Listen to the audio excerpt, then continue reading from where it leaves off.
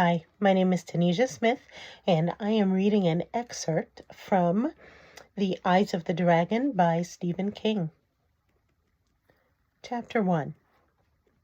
Once, in a kingdom called Delain, there was a king with 2 sons. Delain was a very old kingdom, and it had had hundreds of kings, perhaps even thousands. When time goes on long enough, not even historians can remember everything. Roland the Good was neither the best nor the worst king ever to rule the land. He tried very hard not to do anyone great evil, and mostly succeeded. He also tried very hard to do great works, but unfortunately he didn't succeed so well at that. The result was a very mediocre king. He doubted if he would be remembered long after he was dead. And his death might come at any time now, because he had grown old and his heart was failing. He had perhaps 1 year left, perhaps 3. Everyone who knew him and everyone who observed his gray face and shaking hands when he held court agreed that in 5 years at the very most, a new king would be crowned in the great plaza at the foot of the Needle. And it would only be 5 years with God's grace.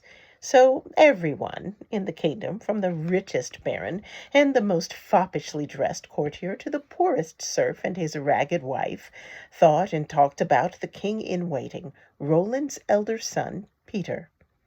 And one man thought and planned and brooded on something else, how to make sure that Roland's younger son, Thomas, should be crowned king instead. This man was Flag, the king's magician. Chapter 2.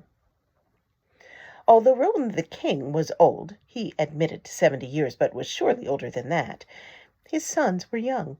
He had been allowed to marry late because he had met no woman who pleased his fancy, and because his mother, the great Dowager Queen of Delain, had seemed immortal to Roland and to everyone else, and that included her. She had ruled the kingdom for almost 50 years when, one day at tea, she put a freshly cut lemon in her mouth to ease a troublesome cough that had been plaguing her for a week or better. At that particular tea time, a juggler had been performing for the amusement of the Dowager Queen and her court. He was juggling 5 cunningly made crystal balls. Just as the queen put the slice of lemon into her mouth, the juggler dropped one of the glass spheres. It shattered on the tiled floor of the great east courtroom with a loud report. The Dowager Queen gasped at the sound. When she gasped, she pulled the lemon slice down her throat and choked to death very quickly. 4 days later, the coronation of Roland was held in the Plaza of the Needle. The juggler did not see it. He had been beheaded on the executioner's block behind the Needle 3 days before that. A king without heirs makes everybody nervous, especially when the king is 50 and balding. It was thus in Roland's best interest to marry soon and to make an heir soon. His close adviser, Flag, made Roland very aware of this.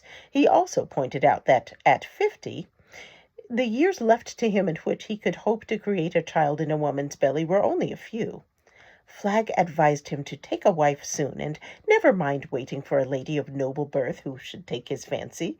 If such a lady had not come into view by the time a man was 50, Flag pointed out, she probably never would. Roland saw the wisdom of this and agreed, never knowing that Flag, with his lank hair and his white face that was almost always hidden behind a hood, understood his deepest secret, that he had never met the woman of his fancy because he had never really fancied women at all. Women worried him. And he had never fancied the act that puts babies in the bellies of women. That act worried him, too. But he saw the wisdom of the magician's advice, and 6 months after the Dowager Queen's funeral, there was a much happier event in the kingdom, the marriage of Roland to Sasha, who would become the mother of Peter and Thomas. Roland was neither loved nor hated in Delain. Sasha, however, was loved by all. When she died, giving birth to the second son, the kingdom was plunged into darkest mourning that lasted a year and a day. She had been one of 6 women Flag had suggested to his king as possible brides. Roland had known none of these women, who were all similar in birth and station. They were all of noble blood, but none of royal blood. All were meek and pleasant and quiet. Flag suggested no one who might take his place as the mouth closest to the king's ear. Roland chose Sasha because she seemed the quietest and meekest of the half-dozen, and the least likely to frighten him.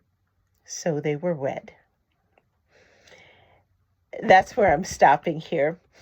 Again, this excerpt was from The Eyes of the Dragon by Stephen King, and despite the fact that it is a King story, it is a delightful fantasy romp, I'll say, with lots of adventure and not horror in the way that you usually think of when you think of Stephen King. Anyhow, thanks for listening, and if you decide to get your stories elsewhere, I hope you find great adventure and everything else you're looking for between the pages. Take care out there.